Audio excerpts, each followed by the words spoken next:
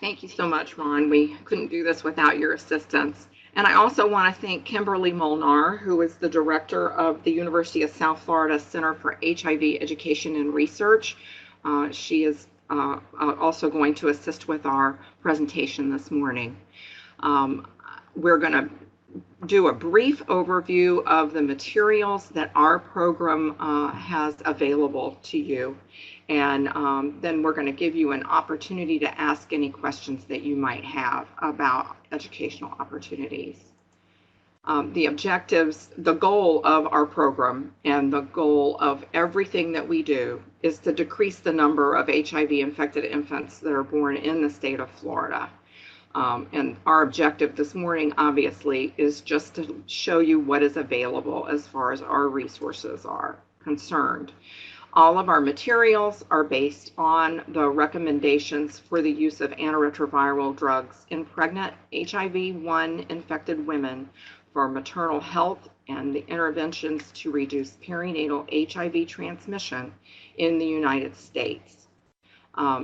This document is produced by the panel, the Department of Health and Human Services panel on the treatment of HIV-infected pregnant women and prevention of perinatal transmission, and they're referred to as the panel, which is a working group of the Office of AIDS Research Advisory Council, which develops these guidelines.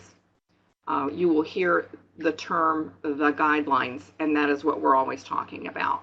These provide healthcare providers with information for discussion with HIV-infected pregnant women to enable providers and the patients to make informed decisions regarding the use of antiretroviral drugs during pregnancy and the use of scheduled cesarean delivery to reduce perinatal transmission of HIV.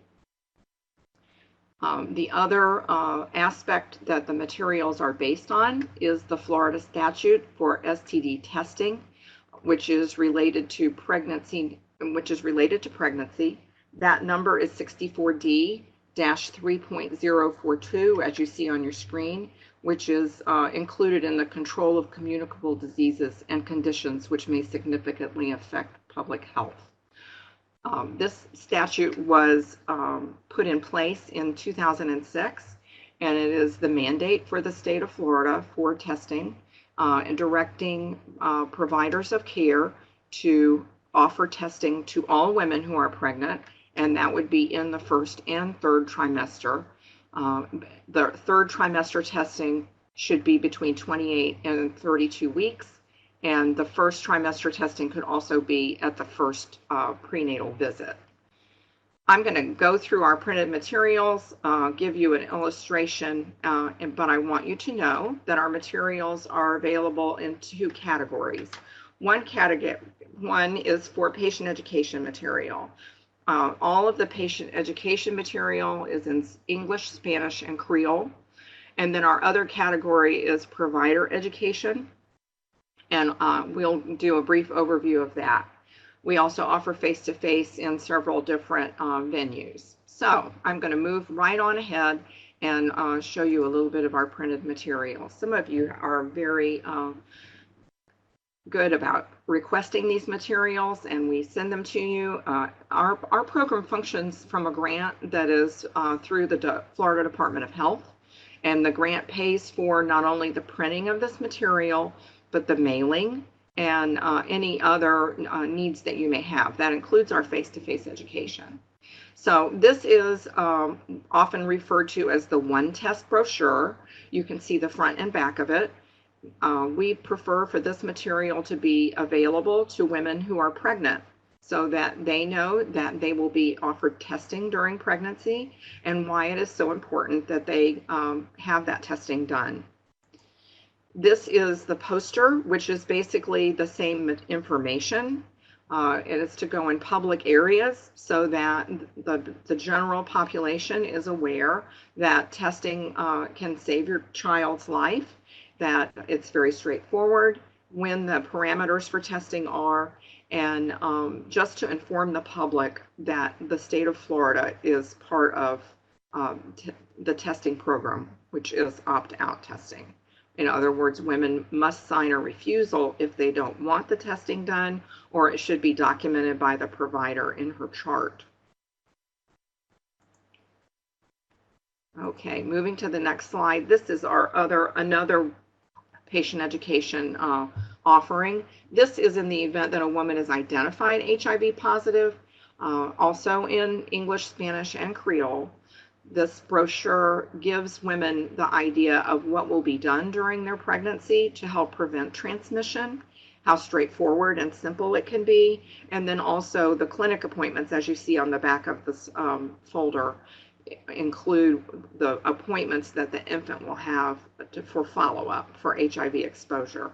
There is a space at the bottom that our providers can put their information. Our perinatal coordinators can put their names, their contact information, so that when this brochure is used, there is contact information for the patient. Now we're going to move into our provider education material. The first one is just an information card. This is the front of it. It gives information about the perinatal HIV hotline.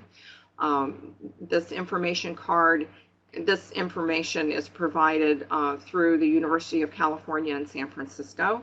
Their hotline is available. The other side of this card is a warm line. In other words, it functions during regular business hours. But this hotline is available 24/7 throughout the year. This card is an infographic, and of course it is titled, Did You Know?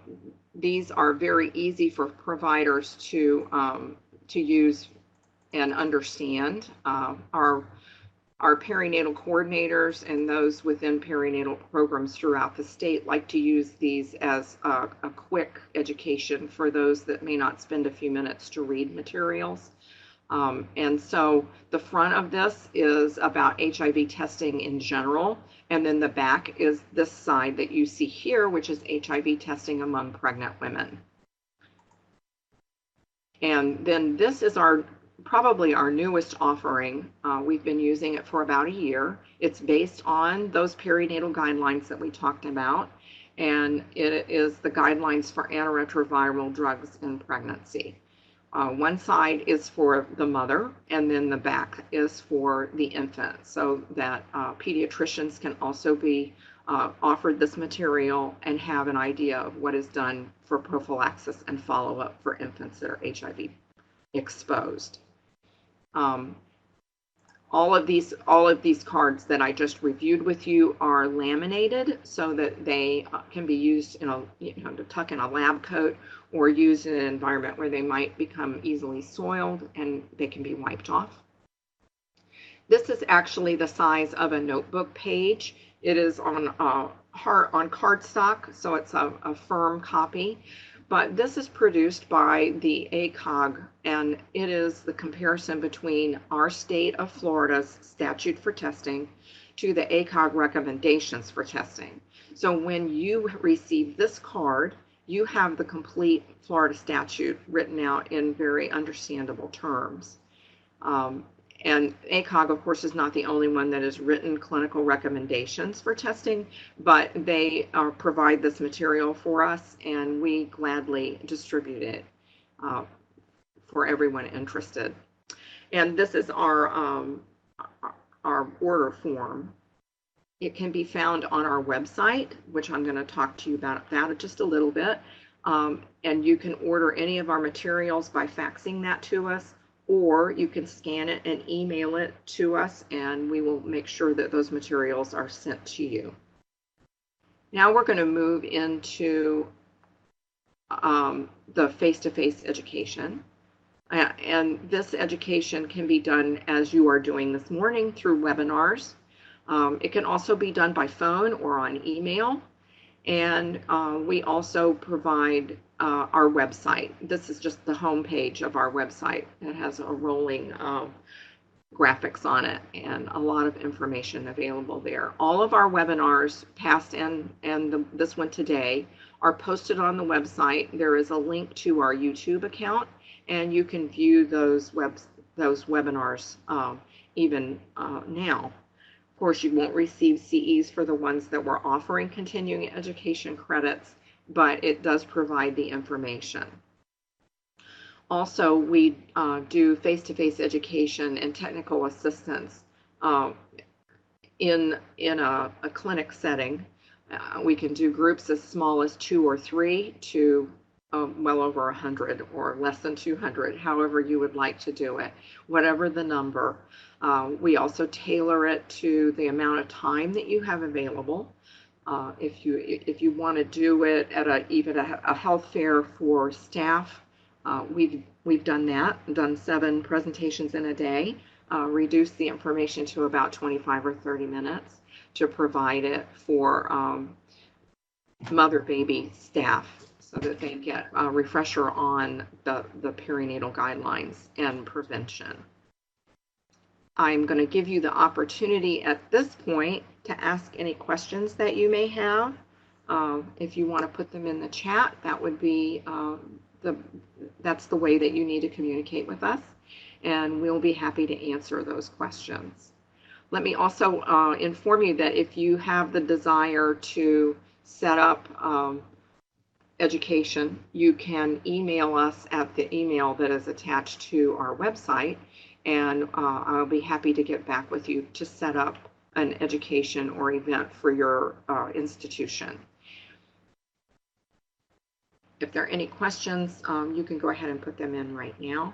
I know this was really quick. The idea was to put in front of you a visual of our materials and to let you know what we have available. For those who may be attending the A1 conference at Clearwater Beach in July, Kimberly Molnar will be there for that to do the exhibit. So I have a question here. It says our team is seeing a lot of false rapid HIV testing. What could we talk about this with hospital and their rapid testing? What we find with the false positive is a couple of things. Is your hospital using the most current rapid screening? There is one that is for HIV 1 and 2. I don't think that we see quite as much of false positives with that. We do see false positives periodically. As anyone knows, with a positive result, we need to make sure that there is a confirmation test. And I also ask that you make sure that your OB providers in your area are offering screening in pregnancy, just as the mandate from the Florida statute states.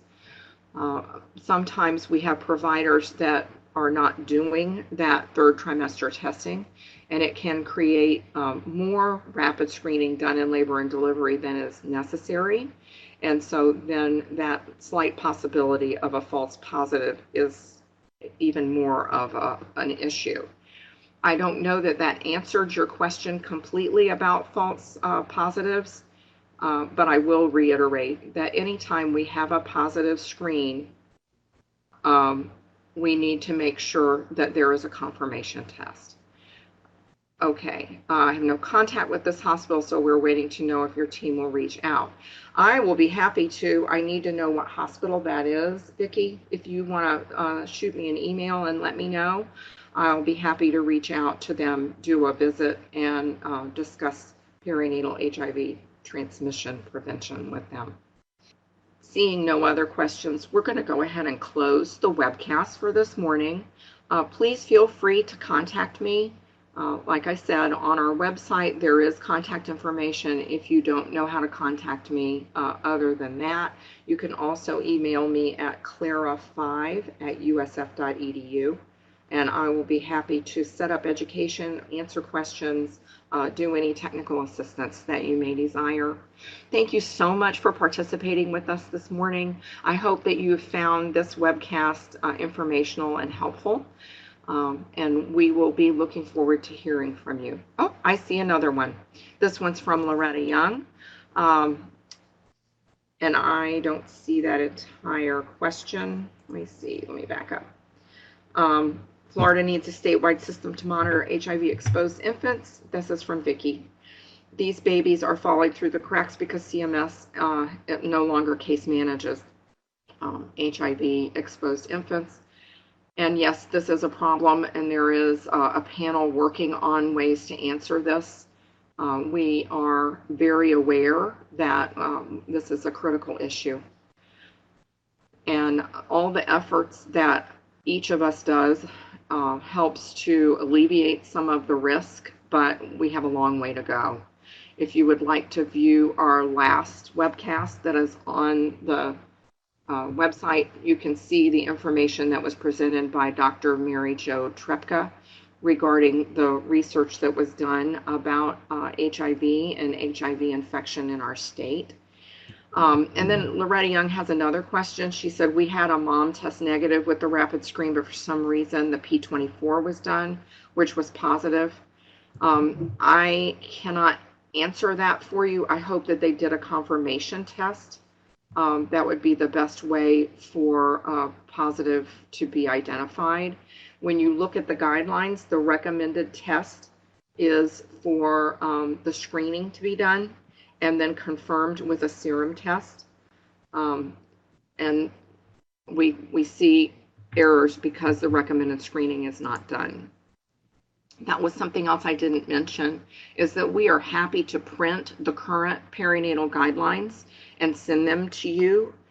We also provide printed that are bound to go to hospitals. Usually hospitals require like 10 or 12, and they put them in with their manuals and information for staff so that they have that. What we find with many of our hospitals, especially in our more urban areas, they have orders on their computers and protocols for infants that are HIV exposed. But often our staffs are not seeing many HIV positive results, and then when they get one, they don't know what to do, which is one reason that our education continues to be such an important aspect. I see another question. I would like to be involved in that panel if possible. I'm passionate about these. We just had a newly infected infant. And it was confirmed by the HIV RNA versus the 4th generation. Thank you, Vicki. I will be contacting you about this. I have not heard from Tallahassee about another newly infected infant, so we need to discuss that. Please continue to provide any questions to me by email, or you can call me, and I will be happy to do what I can to direct answers or help find answers for your questions. Thank you so much. We're going to close our webcast, and we will be providing another webcast for you in September, and I will send information about that as the planning progresses. Thank you so much. Have a great day.